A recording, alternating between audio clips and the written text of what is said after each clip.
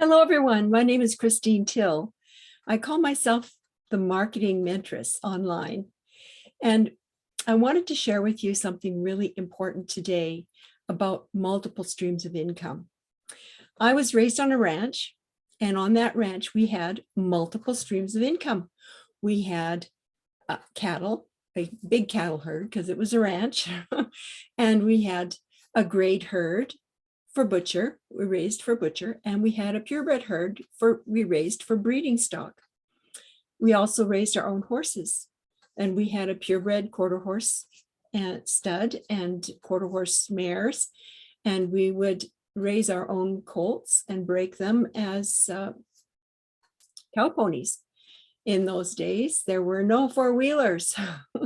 And in fact, out on the prairie, four-wheelers would have probably been really dangerous to use because of the prairie dogs we had out there, all the gophers. And so there were tons of holes and networks of underground tunnels that these prairie dogs would dig.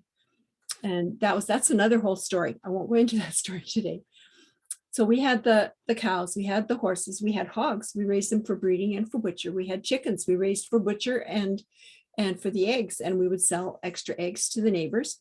We had 6 milk cows. 4 of them were used for nurse cows to feed the bum calves. Things would happen. The mums would die when they were giving birth to their calves, or they would get really sick. And so we had to have some way to feed the calves. And 2 of them were milked by hand to feed everybody on the ranch. Well, we always had way more milk than we needed. So we'd sell the extra milk to neighbors or friends in town, that kind of thing. And we always had a couple of turkeys running around the yard because that was Thanksgiving and Christmas. Sometimes we had more turkeys running around. And we also had hay. We raised our own hay crops, alfalfa hay. And so we would sell the extra hay to friends and neighbors or people who needed to buy hay for their livestock. So we always had more than what we needed. We irrigated because this was southern Alberta, where it's quite arid and in the summertime. And so we had to have a way of growing our crops, and all the hay crops were on lower flats that were just off of the river. So it was really, really easy to hook up a pump to the river and pump that water through the pipes into sprinkling the fields.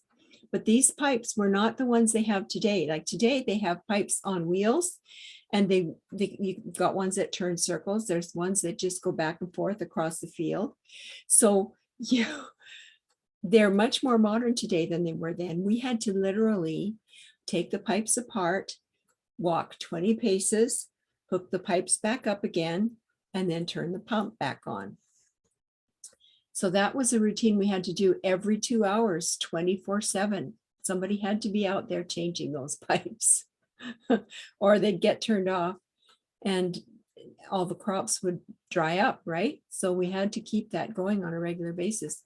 We also grew our own vegetables. We had probably close to a ½ acre of garden with potatoes and corn and all the vegetable kinds of things that you can grow. And my dad was a veterinarian. Well, I'm the oldest of 6 kids, and we had to literally run to get all the chores done. And in those days, we had to physically use pitchforks to clean out all the barns and the chicken coop and put in fresh straw. It all had to be done by hand. And we were really smart with the fact that we had multiple streams of income, but we weren't so smart in the fact that, and all farmers were in this same situation. You literally had to run everywhere to get all the work done for you. And my dad was gone most of the time because he was always on vet calls. He was the only veterinarian in southern Alberta between Medicine Hat and Cardston and south of Raymond. You probably don't know that if you're not from Canada, from Alberta. But that was a huge territory, hundreds of square miles. So he was gone a lot. And so we ended up having to hire help.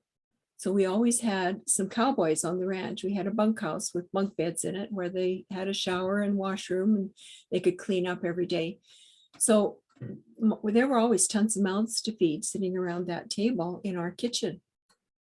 But as I got older and was out on my own, I realized that I saw so many people who had one job. They just had the one job. And these last 2 years of uncertainty, I have watched so many people lose their one stream of income. They've lost that stream of income, and they will never get that stream of income back again, ever, because all the companies that they were working for had to pivot. And so those jobs were eliminated because of the changes the companies had to make, the pivots they had to make. So those people can never get that same job with another company, because all the companies that had that same kind of job had to pivot, and all those jobs disappeared. So now people have to go retrain to get another one stream of income, right? So I learned that it's really important to be involved in multiple streams of income and set up passive streams so that you can have these streams of income feeding your bank account on a regular basis without you having to do a whole bunch of extra work. Makes sense? Yeah, I thought so. So we did have overhead, and you can have overhead with an online business as well. There are so many things that you can do online. So rather than running to do all the work myself, I started looking for ways to bring in multiple streams of income passively, right?